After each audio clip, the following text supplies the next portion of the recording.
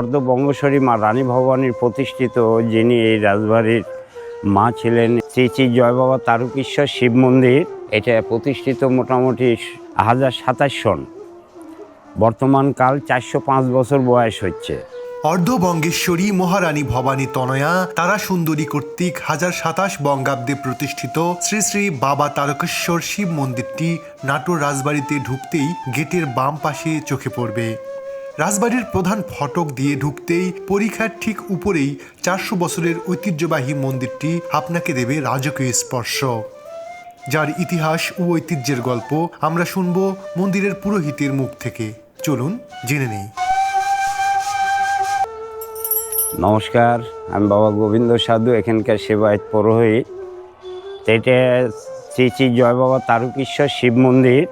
এটা অর্ধবঙ্গেশ্বরী মা রানী ভবানীর প্রতিষ্ঠিত যিনি এই রাজবাড়ির মা ছিলেন, ইনি অর্ধবঙ্গেশ্বরী সকলেরই মা ছিলেন এক সময়, আজকে নাই, অদৃশ্য হয়ে গেছে।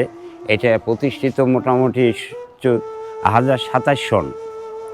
বর্তমান কাল 405 বছর বয়স হচ্ছে।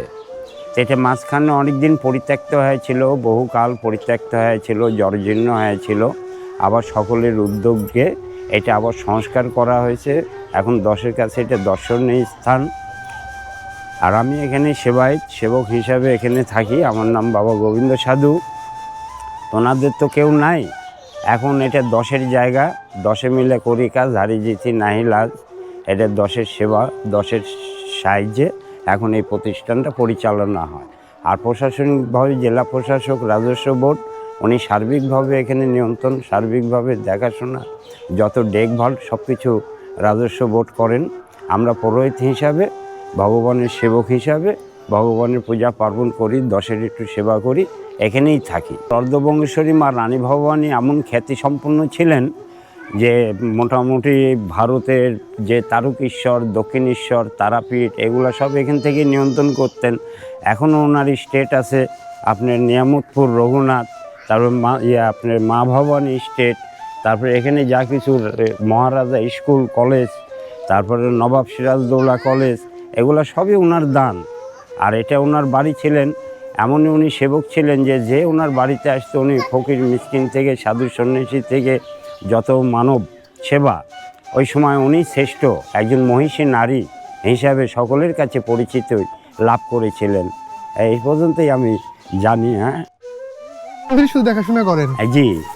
এবং এই মন্দিরটাকে ধরে রেখেছেন প্রতিদিন পূজা পার্বণ করে, নিত্য পূজা করে ধরে রেখেছেন এখানকার সেবক হিসাবে। সেই সময়কার রাজকীয় যে একটা সময়, সেই রাজসিক নাটোর মা রানী ভবানীর যে বিশাল স্টেট, সেই স্টেটের যে মন্দির 1027। এখন তো মা নাই, এখন তো এই স্টেটের অধিকারী হিসাবে আমি তার পুত্র সন্তান হিসাবে এখানকার বাবার স্বীকৃতি প্রাপ্ত একজন পুরোহিত, সাধু, সন্ন্যাসী।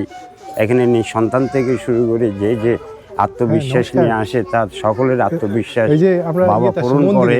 খুব একটা অলৌকিক জায়গা, ঐশ্বরিক জায়গা। তাই আমি এখন সেবক হিসাবে, সকলের সেবক হিসাবে এই যে সেবা করি, 30-40 বছর হলে আমি মানব সেবা করিচ্ছি। আর এই স্টেটটাকে সংস্কারও করাইছি। আমি সহযোগিতা বেশি ছিল, কারণ আমি সাধু সন্ন্যাসী, তো এখানে তো ভিক্ষুক নাই। আমি একমাত্র সকলের কাছে ভিক্ষুক হিসাবে ভিক্ষা করে চায় চিন্তায় নিয়ে এসে আবার এটাকে সংস্কার করে নিয়েছি। এখন এই যে 10-এক নিয়েই এখানে সবসময় থাকি, কারণ 10 ছাড়া এত বড় স্টেট পরিচালনা করা তো খুব কঠিন।